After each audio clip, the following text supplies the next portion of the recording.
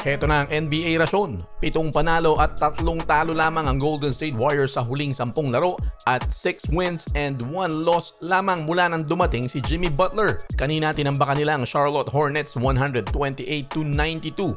Tig 15 puntos lamang ang ginawa ni Steph Curry at Draymond Green pero sapat na yon para makuha nila ang ika-3,000th franchise victory nila.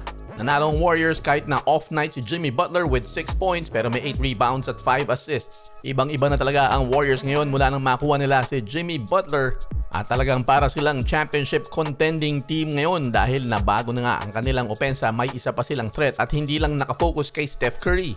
Pati mga role players ay gumanda ang mga tirada. Successful naman ang revenge game ni Luka Doncic laban sa kanyang former team na Dallas Mavericks 107-99. Inumpisahan ni Luka Doncic sa kanyang mainit na first half, tinapos naman ni LeBron James sa fourth quarter. Triple-double itong si Luka Doncic, 19 points, 15 rebounds, 12 assists, may kasama pang 3 steals. Siya ang steals leader na kanilang kupunan at 2 blocks pa. Si LeBron James, 27 points, 12 rebounds, 3 assists. Kung hindi nyo napapansin, malaki ang inaambag ni Luka Doncic pagdating sa depensa. Nakakailang steals siya palagi nitong mga huling laro nila. Ang Lakers ngayon ay sumasandal sa kanilang magandang depensa. Nakita nyo naman hindi man lang umabot ng 100 points ang Dallas Mavericks.